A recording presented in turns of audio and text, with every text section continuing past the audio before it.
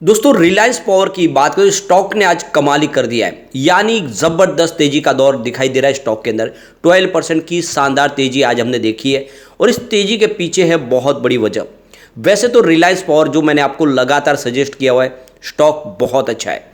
इसके पीछे इसकी जो बिजनेस है और इसके अलावा देखें तो इसका सेक्टर है जिसमें सरकार की तरफ से बहुत सारी मदद मिल रही है और अनिल धीरूभाई अंबानी ग्रुप के पास फिलहाल यही कंपनी बची है जिसको वो आगे लेके जा सकते हैं। सरकार की मदद के दम पे ये स्टॉक कमाल कर सकता है।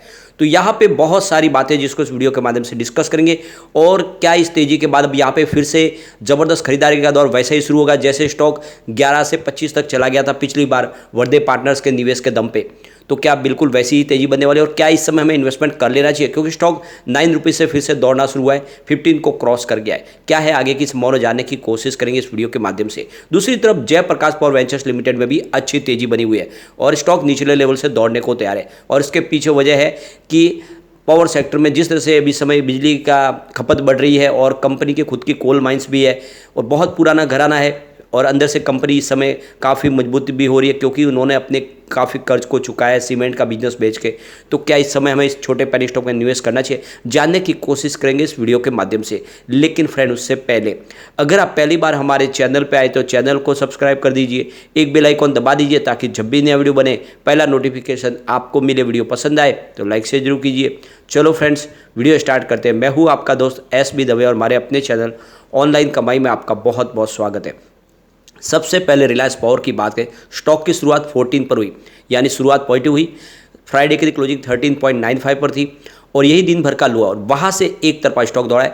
15.80 का इसने हाई बनाया, यानी एक ही दिन में ₹1.80 का ज़बरदस्त मूवमेंट। अब छोटे स्टॉक में ये तेज़ी बहुत बड़ी मायने रखती है। 15.60 पर इस समय स्टॉक ट्रेड कर रहा है। 2 बजे के आसपास का टाइम है।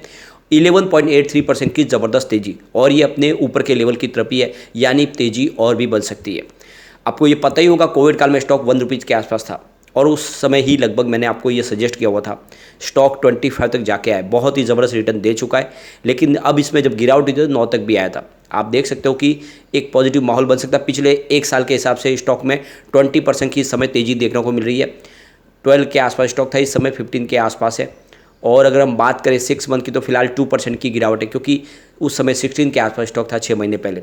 लेकिन पिछले 1 महीने में स्टॉक में 32% की ज़बरदस्त हमने तेज़ी देखी है। यानी ये स्टॉक आप समझ सकते हो 9 से दौड़ना शुरू हो चुका है। लगभग आप देखें तो 50% का इसने शानदार रिटर्न दिया इस हिसाब से देखें तो। अब यहाँ पे पिछले 5 दिन की भी बात करें, स्टॉक ने 18.94% यानी लगभग 19% की ज़बरदस्त तेज़ी बताई है, यानी स्टॉक ने कमाल किया और वॉल्यूम में आज ज़बरदस्त इजाफा है। आप देखो पिछले 1 महीने पहले इसका 13 करोड़ का वॉल्यूम था, 3 करोड़ की डिलीवरी उठाई गई थी। 1 वीक पहले 14 करोड़ का वॉल्यूम होता, 3 करोड़ की ही डिलीवरी उठाई गई थी। फ्राइडे को 10 करोड़ का वॉल्यूम था, 2 करोड़ की डिलीवरी उठाई गई थी। लेकिन आज 2 बजे के पहले ही 24 करोड़ का वॉल्यूम हो गया, यानी वॉल्यूम में बहुत भारी उछाल है और इसका इशारा है कि बड़े फंड हाउस ने यहाँ पे जम के खरीदारी की है। अब ये जो जैसे आप तेज़ी देखें तो जो फ्राइडे के दिन भी देखें तो यहाँ पे काफ़ी अच्छी बड़ी डील हुई, जिसमें आप देख सकते हो कि हर्टी प्राइवेट लिमिटेड ने 14.59 की प्राइस से रिलायंस के शेयर खरीदे थे, करीब 2,24,56,185 शेयर, और उसको 14.63 की प्राइस से वापस बेचा। और ये बेचे जो शेयर इन्होंने करीब 2,21,15,159 को के शेयर बेचे। तो कुछ शेयर उन्होंने बचा के भी रखे, ये भी आप समझ सकते हो। अब इसके अलावा देखें तो QIE सिक्योरिटीज ने भी ये 14.56 की औसत प्राइस से शेयर खरीदे हैं रिलायंस पावर के, करीब 2,10,13,064 शेयर, और 14.5 की प्राइस से इन्होंने करीब 2,25,01,864 शेयर बेचे। तो ये जो बड़ी डील हो रही है, करोड़ों के शेयरों की डील, इससे एक माहौल पॉजिटिव बन गया है। अब यहाँ पे देख सकते हो कि इसके पीछे एक जो बड़ी वजह निकल के आ रही है कि रिलायंस पावर की सब्सिडीज कंपनियां विदर्भ इंडस्ट्रीज पावर लिमिटेड वो अपने कर्ज का निपटारा करना चाहते हैं और अपने कर्जदारों के सामने उन्होंने एक नया प्रस्ताव रखा है जिसके तहत वो 1,200 करोड़ का 1 टाइम सेटलमेंट करना चाहते हैं। और प्रस्ताव के अनुसार कंपनी ने करदाताओं से कहा है कि 1,200 करोड़ रुपए के अग्रिम नकद भुगतान की वो पेशकश की है, यानी वो सारा कर्ज एक साथ चुकाना चाहते हैं। ऋणदाताओं में देख सकते हो कि एक्सिस बैंक है, SBI bank, bank of Baroda, PNB bank, Canara bank और बैंक ऑफ महाराष्ट्र शामिल है। और कंपनी का जो बकाया कर्ज 31 मार्च 2022 तक करीब 2,200 करोड़ के आसपास था। तो कंपनी 1 टाइम सेटलमेंट करना चाहती है और इस वजह से एक पॉजिटिव माहौल बना कि कंपनी अपने सारे पुराने कर्ज से बाहर निकलना चाहती है और आने वाले समय कंपनी पूरी तरह से कर्ज मुक्त होकर अपने कारोबार को आगे बढ़ाना चाहती है। तो ऐसे में ये जो बड़ा फैसला लिया गया, इसका पॉजिटिव इफेक्ट यहाँ पे देखने को मिल रहा है। अगर हम बात करें 2008 की, जब बाजार बूम पे था, उस समय ये 268 के आसपास स्टॉक था। उसके बाद में जब गिरावट का माहौल बना तो स्टॉक लगातार नीचे गिरते हुए बिल्कुल पैनिक स्टॉक हो गया और इसकी प्राइस 1 रुपये तक चली गई थी और इसके बाद में देखें तो फिर से इसमें एक तेजी का दौर शुरू हुआ है।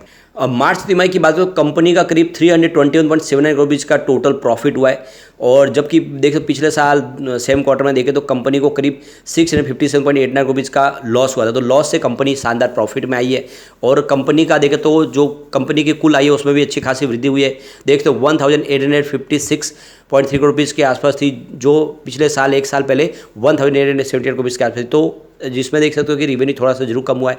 कंपनी के निदेशक मंडल ने पुनीत नरेंद्र गर्ग को अतिरिक्त निदेशक के तौर पे अपॉइंट भी कर लिया है। तो कुछ बड़े फैसले किए गए जिसका इस समय पॉजिटिव इफेक्ट देखने को मिल रहा है और सबसे जो बड़ा इसका बेनिफिट है वो है इसका portfolio. Company wind energy, solar energy और इलेक्ट्रिसिटी डिस्ट्रीब्यूशन का काम करिए। काफ़ी बड़े बड़े इनके प्रोजेक्ट है। कंपनी इंडिया के अलावा बांग्लादेश में भी एक बड़ा प्रोजेक्ट है जो कंप्लीट करने जा रही है। तो ये सारे प्रोजेक्ट है, इस वजह से एक पॉजिटिव माहौल बना हुआ है और स्टॉक यहाँ पे रुकने वाला नहीं है। इसका फंडामेंटल देखें तो काफ़ी अच्छा, मार्केट कैप 5887 रुपीज़ के आसपास है और करंट प्राइस की 15.80 की है। लो इसका 9 का और हाई 25 का है और इसकी बुक वैल्यू 30.80 के, तो अपनी बुक वैल्यू से अभी भी आधी कीमत में आपको स्टॉक मिल रहा है। इसका ROC 3.50 है, ROE -11.2% है, फेस वैल्यू 10 है। तो ये फंडामेंटल का इशारा है कि स्टॉक जल्दी ही 30 को क्रॉस कर सकता है। जो अच्छी बात है कि इसने अपनी लायबिलिटीज को भी कम किया है। देख सकते हो कि मार्च 2022 में जहाँ पे 49,812 रुपीज़ के आसपास थी जो मार्च 2023 में घट के 48,535 रुपीज़ के आसपास आ गई। इसके अलावा कंपनी के नेट कैश फ्लो में वृद्धि जबरदस्त हुई है। मार्च 2022 में कंपनी के पास 21 करोड़ रुपीज़ का कैश था जो मार्च 2023 में बढ़ के 46 करोड़ रुपये तक पहुंच गया। तो अंदर से कंपनी की सेहत सुधरी है। इसके अलावा जो सबसे बड़ा पॉजिटिव ट्रिगर मिला है कि जून 2021 तक देख लो प्रमोटर की होल्डिंग यानी अनिल अंबानी के पास मात्र 9.06% के शेयर थे जिन्होंने अपनी होल्डिंग को एक समय बड़ा तेजी से बढ़ाया, यानी 25% के आसपास उन्होंने अपनी होल्डिंग को बढ़ाया। वैसे दिसंबर में 25%, इस बार फिर से 24.99% की होल्डिंग है, लेकिन फिर भी आप देख लो 25% के आसपास होल्डिंग प्रमोटर के पास है, जबकि जून 2021 तक ये 9% थी। इसके अलावा एफआई की बात करें तो जून में मात्र 1.78% के शेयर थे एफआई के पास, जो इस समय 7.35% के आसपास है। पिछले क्वार्टर के मुकाबले घटे जरूर है क्योंकि पिछली बार 7.83% थे।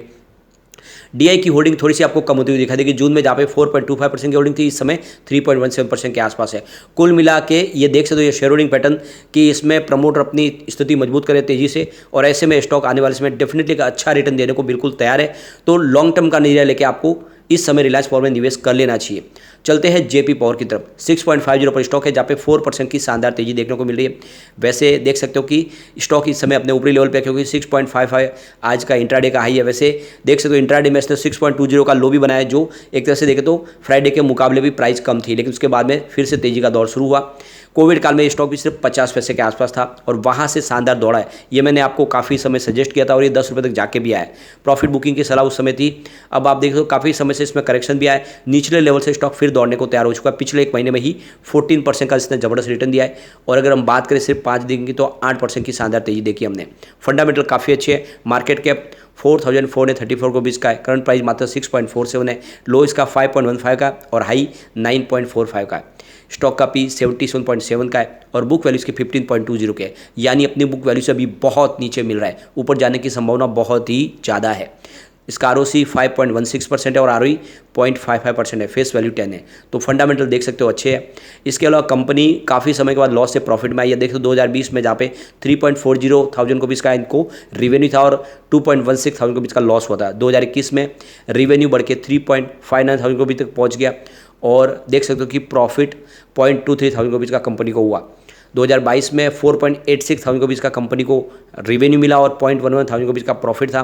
2023 में रिवेन्यू बढ़ के 5.92 थाउजेंड को भी तक पहुंच गया और कंपनी का प्रॉफिट 0.06 थाउजेंड को भी तक रहा। तो वो रिवेन्यू लगातार बढ़ रहा है। पिछले 3 साल से प्रॉफिट जरूर कम हुआ है, लेकिन ओवरऑल इसकी प्रदर्शन काफ़ी अच्छा है। फिलहाल प्रमोटर के पास 24% के शेयर है और प्रमोटर आने वाले समय अपने होल्डिंग को बढ़ा सकते हैं, ये भी संभावना दिख रही है। एफआई का जम के निवेश बढ़ रहा है। आप देख सकते हो कि जून 2022 में जहाँ पे 2.83% के आसपास की होल्डिंग थी, जो मार्च आते बढ़ के 4.97% तक पहुँच गई है, यानी एक तरह से देखें तो दुगना के आसपास पहुंची है। डीआई की होल्डिंग थोड़ी सी घटी है, उस हिसाब से देखें तो 23.12% के आसपास थी होल्डिंग, इस समय 22.19% के आसपास है, लेकिन दिसंबर के मुकाबले बढ़ी है। दिसंबर में उनकी होल्डिंग 22.15% के आसपास थी। जनरल पब्लिक के शेयर फिलहाल 8.85% के आसपास है, जो 50% है दिसंबर में। तो यहाँ पे जनरल पब्लिक की मुकाबले FIDI ने जम के खरीदारी की है। ऐसे में स्टॉक आने वाले समय कमाल कर सकता है। तो लॉन्ग टर्म का लेके निवेश किया जा सकता है, लेकिन रिस्की स्टॉक है क्योंकि पेनी स्टॉक है। निवेश उतना ही करे कि डूब जाए तो आपको गम ना हो। लेकिन फ्रेंड, कोई भी इन्वेस्टमेंट करने से पहले अपने फाइनेंशियल एडवाइजर से बारे ले लें या अपना खुद का रिसर्च करें, क्योंकि मैंने वीडियो आपके एजुकेशनल पर्पज़ के लिए ही बनाया। वीडियो पसंद आए तो लाइक से जरूर कीजिए और चैनल को सब्सक्राइब कर दीजिए। Thank you friend.